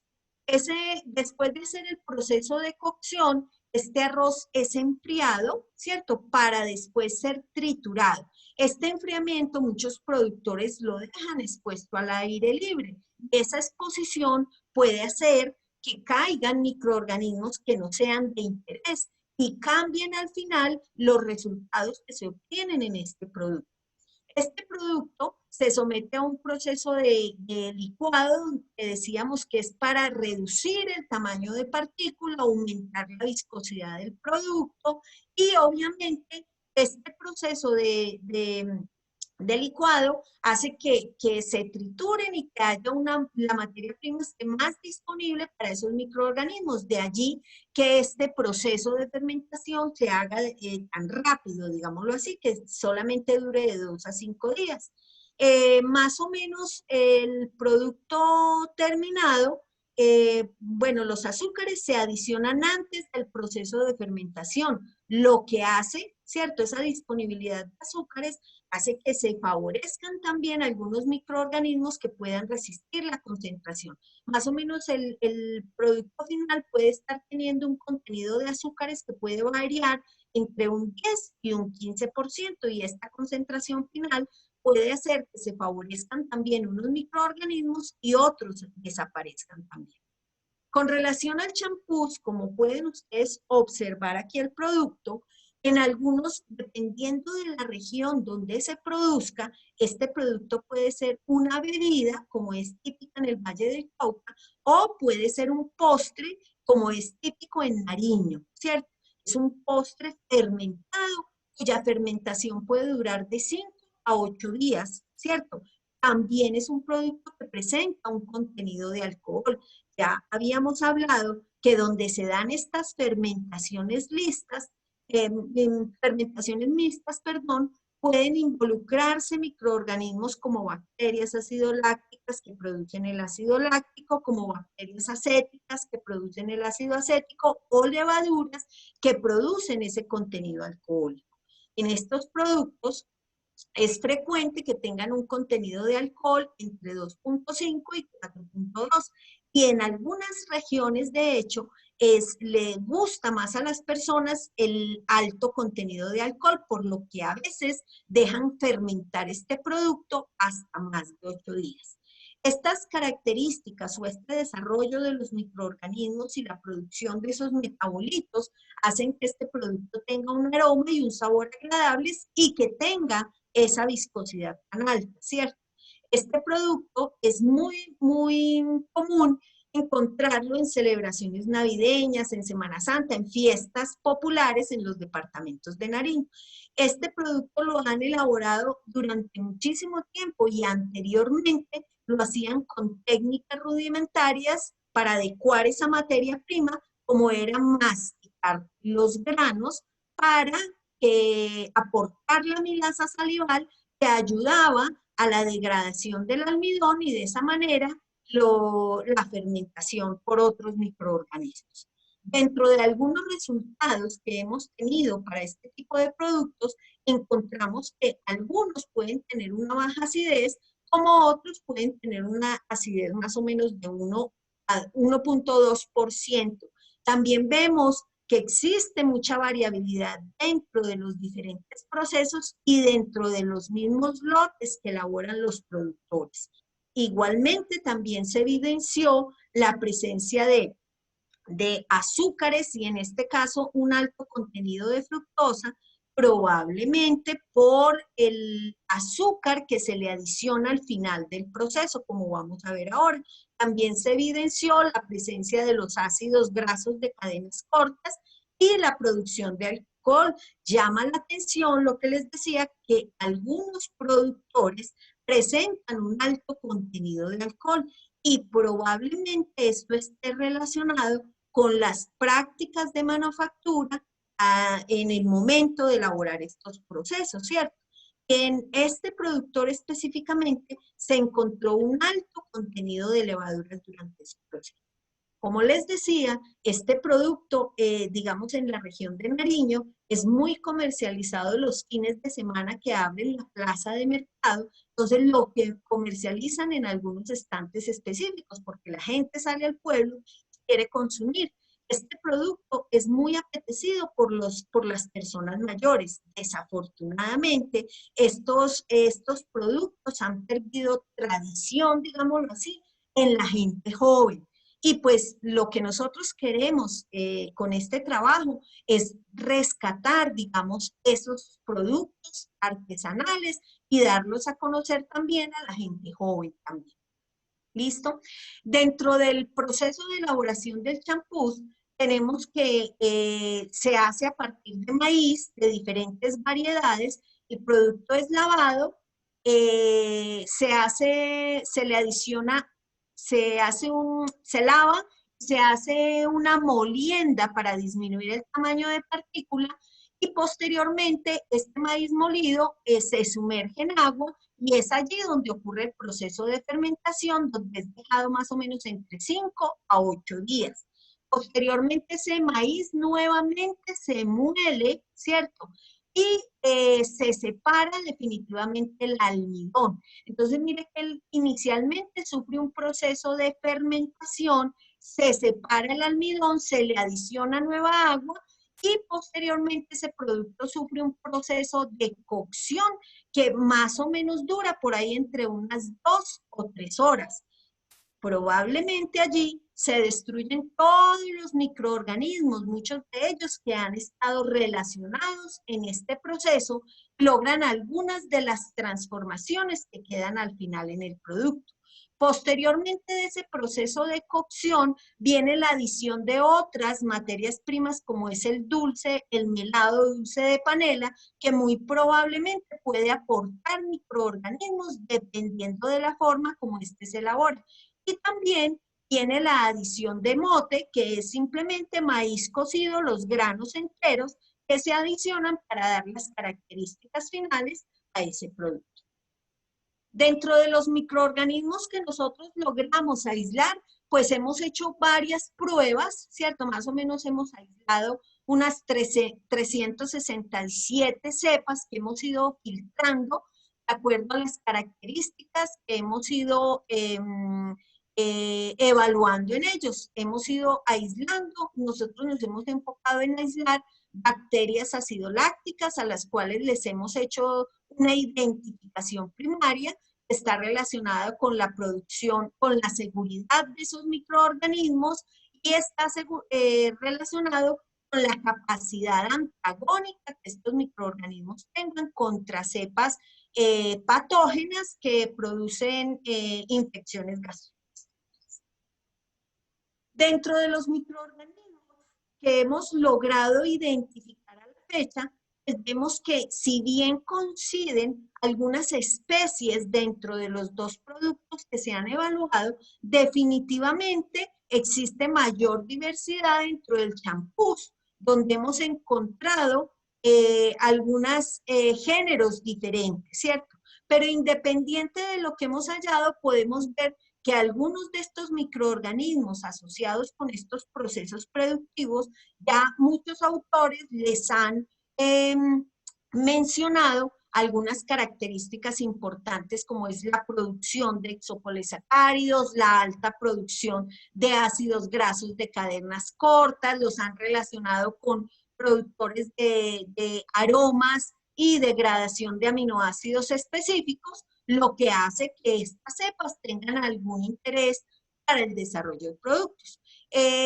Nosotros también dentro de este proyecto pudimos establecer algunos defectos que se dan dentro del proceso de elaboración y les suministramos a los productores algunos de estos defectos y las causas que pueden generar estos defectos para que ellos puedan tener soluciones frente a esto y de esa manera estos productores puedan ir estandarizando sus procesos.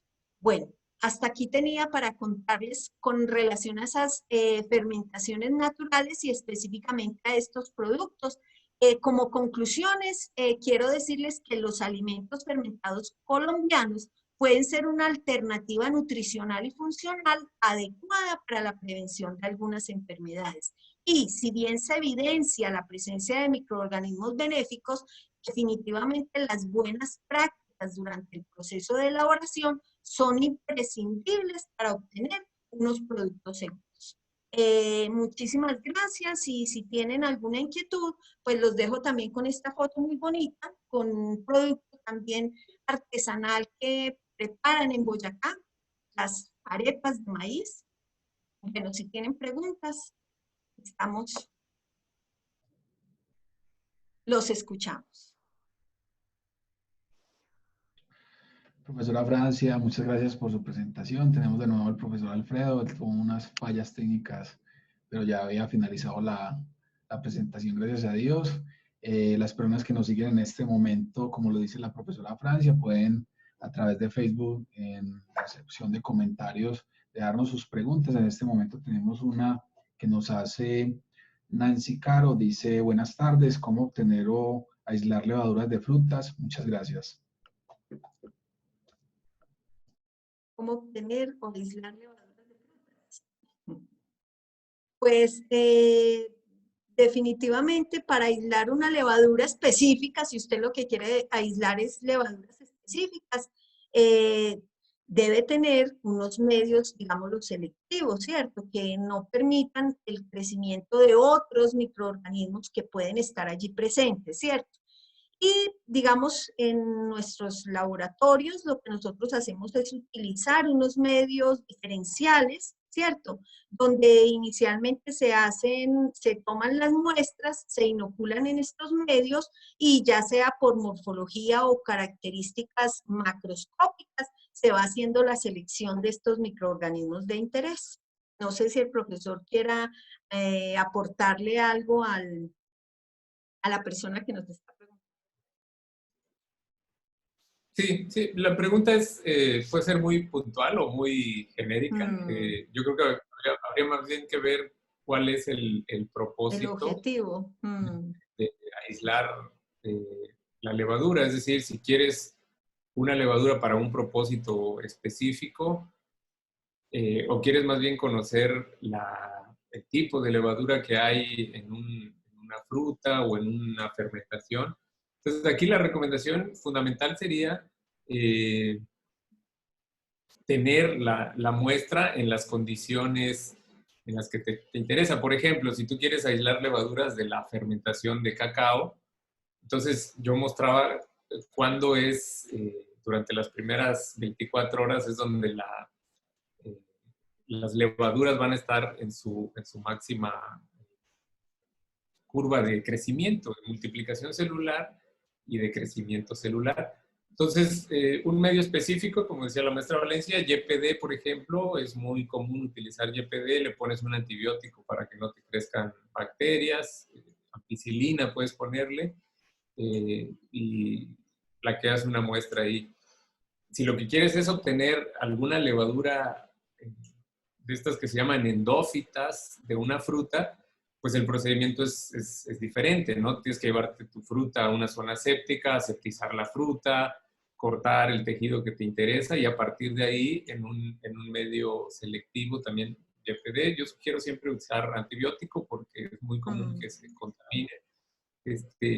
Pero si el propósito es como conocer, si el propósito es saber la diversidad o la cantidad de levaduras que hay, el estudio tendría que ser un poco diferente, ¿no? Creo que sí. Muchas gracias. Otra pregunta que nos surge durante la actividad es, digamos que tradicionalmente hay unos saberes ancestrales que se han venido perdiendo o que esta riqueza cultural se va perdiendo. ¿Cómo posibilitar que estos conocimientos no se pierdan o cómo lo han hecho ustedes desde sus profesiones o desde el lugar donde están? ¿Cómo ven esta situación? Profesor.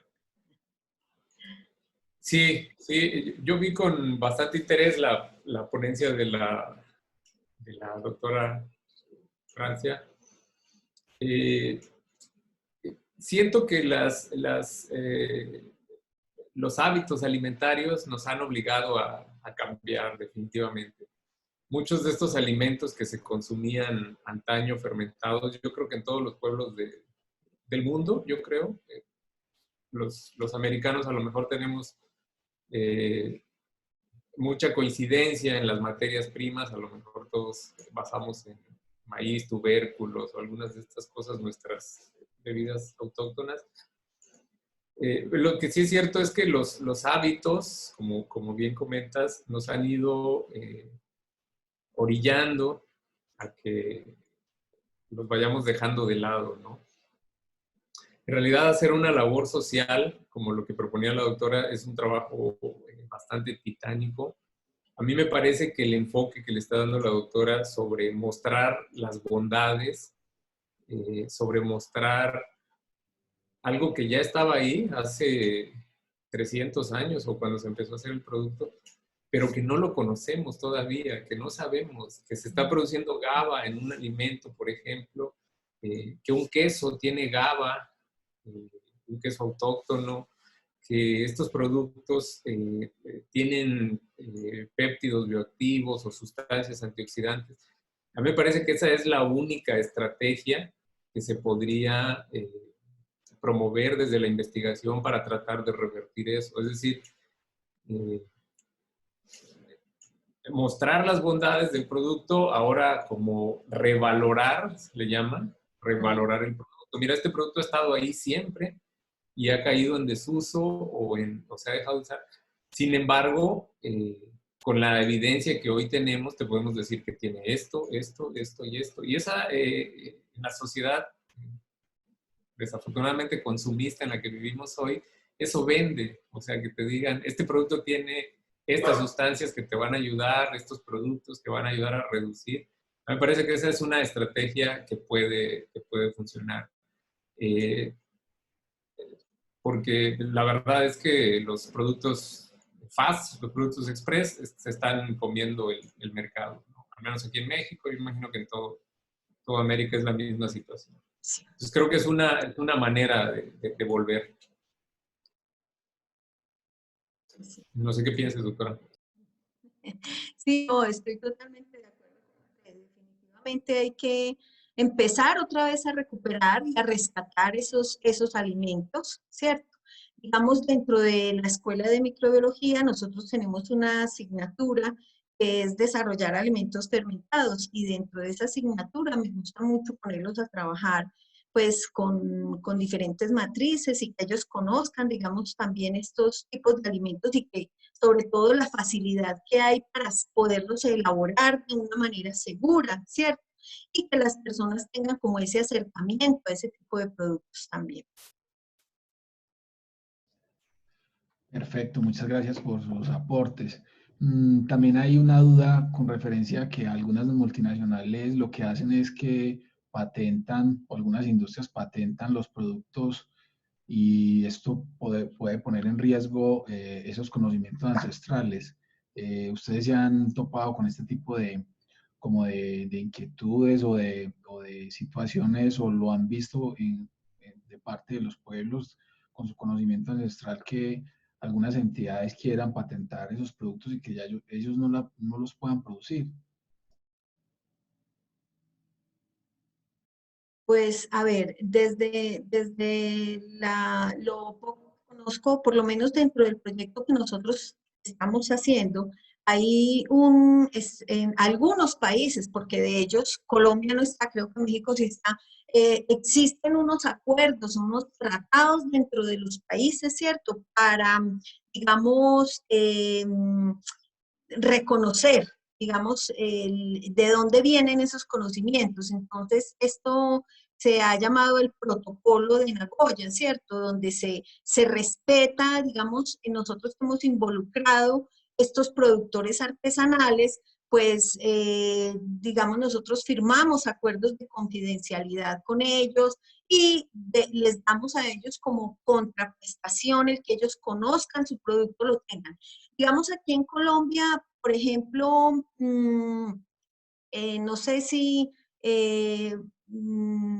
yo no conozco pues procesos así. Sí me he dado cuenta, por ejemplo, ahora con el proceso de la caña de elaboración de panela, hay empresas que lo quieren patentar, ¿cierto? Esto sí, pues definitivamente iría en contra como con esos conocimientos ancestrales, porque esos son metodologías que se han ido enseñando de generación en generación y para mí eso no tendría sentido porque eso depende mucho de cada persona, ¿cierto? Y si tú sabes hacer un producto y lo puedes hacer, pues no creo que nadie en tu casa te pueda impedir hacerlo, pero eso sí se ha estado viendo últimamente y es muy cuestionable. Doctor Alfredo. Sí, sí, sí, a mí me parece también que hay algunas cosas que definitivamente ya no son susceptibles de protección porque son productos, digamos, como de conocimiento público. O sea, Claro, todos sabemos cómo se hace. Lo que sí es cierto es que a lo mejor fulanito lo hace más rico, sultanito lo hace con mejores características, pero son ya como de conocimiento público. Entonces no son susceptibles. A lo mejor si alguien hace una transformación de eso, pueda hacer algo de secreto inicial. Lo que yo he visto con algunos productos, por ejemplo, es que los protegen bajo denominaciones de origen. denominaciones de origen. Ciertos productos, ¿no? Que se produzcan en cierta región, entonces hacen la protección y generalmente son como marcas colectivas que buscan proteger una, una marca, digamos, una marca de un producto. Cooperativas o Aquí en regiones México específicas. es correcto, es correcto. Aquí en México tenemos varios productos así protegidos con denominación de origen, algunos cacaos, quesos, el tequila, el mezcal, todo este tipo de productos que tienen esa protección. Sin embargo, no son una patente. Alguien podría hacer ese producto. Los chinos están haciendo tequila, por ejemplo, y le llaman bebida tipo tequila. Entonces, pues ahí es una cuestión legal hasta cierto punto, pero me parece que hay poco riesgo de que eso pueda ocurrir. Sin embargo, si se obtienen, digamos, como lo que estaba haciendo la doctora, lo que estaba mostrando los resultados de su trabajo la doctora, si tú puedes demostrar que la presencia de tal o cual microorganismo hace un producto más eficiente, mejor o eso me parece que sí es susceptible de ser patentado, la tecnología, quiero decir, para la producción, y con esas cosas sí habría que tener como cautela, ¿no? Para no, digamos, no trabajar eh, este, para otro, digamos, ¿no? O sea, que eso sea para la universidad o para un sector de producción, pero no para alguien quien no se ha esforzado por eso, ¿no? Perfecto, Sí, a mí me llamó mucho la atención, doctora, lo que usted estaba presentando sobre los productos, estos al final, de todo el trabajo de caracterización que están haciendo con estos productos, porque es bien cierto que muchos de estos productos, con diferentes nombres a veces y con diferentes procesos, pero en toda América tenemos bebidas o alimentos semisólidos de todo tipo que tienen este potencial. Definitivamente, yo no trabajo específicamente con eso, pero conozco aquí algunos colegas muy cercanos, es decir, en el mismo estado, que trabajan con algunos productos de este tipo fermentados precisamente caracterizando estas levaduras y en todos los casos han encontrado microorganismos con un muy buen potencial. Nosotros mismos encontramos unas bacterias acidolácticas con actividad antifúngica aislada de bebidas fermentadas, una bebida que hacen aquí que le llaman tepache, de la piña, fermentado de la piña. Y ahí encontramos unas bacterias, una estudiante de licenciatura aisló unas bacterias que tienen una capacidad antifúngica muy, muy interesante. Entonces, son una fuente, quiero confirmar lo que usted comenta, son una fuente inagotable de microorganismos, de sustancias, de, como usted le llamó, compuestos probioactivos, me parece que les llamó. Bioactivos, ajá. Ajá. Sí, bioactivos. Confirmo eso. Bueno, sí, todavía nos falta un poco por avanzar y esperemos que esta pandemia nos lo permita hacer, porque estamos ahora un poco frenados en la investigación. Bueno, profesor, muchas gracias. Ya casi se nos agota el tiempo, entonces nos gustaría que la profesora Francia y el profesor Alfredo nos dieran una recomendación o un mensaje final para terminar esta actividad. Muchas gracias. Bueno, no, de mi parte, pues dejarles esta semillita, ¿cierto?